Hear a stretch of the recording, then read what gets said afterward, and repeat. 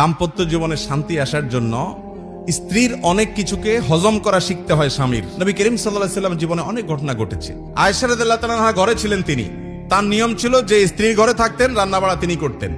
অন্য স্ত্রী এক বাটি খাবার দিয়ে একটা কাজের মেয়েকে পাঠাইছেন, খাদ্দামাকে কৃতদাসীকে পাঠিয়েছেন এক বাটি খাবার দিয়ে, তরকারি দিয়ে ধরেন।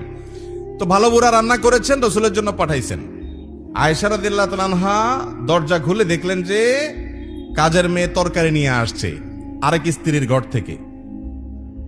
এই টাইমে যে কোনো মানুষই, যে কোনো মহিলারই মাথা গরম হওয়ার কথা। আমার বাসায় আজকে উনি থাকবে, আমি যা খাওয়াবো, তুমি আবার ওখান থেকে এক বাটি দিয়ে ভালো হওয়ার চেষ্টা করতেছো। উনি বাটিটা ধরে ছুঁড়ে ফেলে দিলেন। বাটির সব তরকারি তো গেছে, বাটিও দুই টুকরা হয়ে গেছে, কাঁচার বাটি ছিল। এই দৃশ্য নবী করিম সাল্লাল্লাহু আলাইহি ওয়াসাল্লাম দেখার পর উনি বাইরে হয়ে আসলেন, যা উঠান থেকে নিজের হাতে সে ভাঙা বাটিটা নিয়ে আসলেন। আনার পর একই শেপের একই ধরনের আরেকটা বাটি এই ঘরেও ছিল, আসলে তার ঘরে। ওই খালি বাটিটা নিয়ে কাজের মেয়ের হাতে দিয়ে বললেন, এটা নিয়ে ওই বাসায় চলে যাও এবং খবরদার মুখে তালা, এখানে কি ঘটেছে এর কোনো কথা বলা যাবে না, শুধু বাটিটা সেখানে ফেরত দিবা। ওখানে বাটিটা ফেরত দিছে। যিনি পাঠিয়েছেন তিনি মনে করেছেন যে কি, যে তরকারি রেখে কত সুন্দর করে ধুয়ে সাফ করে আবার বাটিটি দিয়েছে, তিনি অনেক খুশি। এই হাদিস বর্ণনা করার পর কোন মুহাদ্দিস, কোন হাদিস বিশারদ, কোন হাদিসের শেষে এটুকু অতিরিক্ত বর্ণনা করতে পারেন নাই যে নবী করিম সাল্লাল্লাহু আলাইহি ওয়াসাল্লাম আয়েশা রাদিয়াল্লাহু আনহাকে ডেকে দুই চারটা ধমক দিয়েছেন।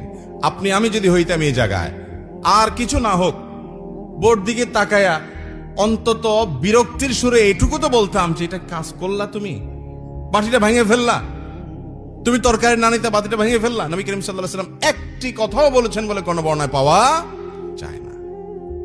দাম্পত্য জীবনে শান্তি আসার জন্য স্ত্রীর অনেক কিছুকে হজম করা শিখতে হয় স্বামীর, আবার একইভাবে স্বামীর অনেক কিছুকে হজম করা শিখতে হয় কার? স্ত্রীর। আজ আমাদের সমাজ ব্যবস্থায় ভোগ ভোগ ভোগ, ত্যাগের কোনো নাম নিশানা নেই, যার কারণে সবর কেউ কাউকে প্রতি করতে রাজি না। দাম্পত্য জীবনের শান্তির জন্য এই সবর এবং শুকর যা আল্লাহ তাআলা দিয়েছেন সেটার উপরে শুকরিয়া আদায় করার মানসিকতা থাকতে হবে, না হলে কোনোদিনই আপনি শান্তি পাবেন না।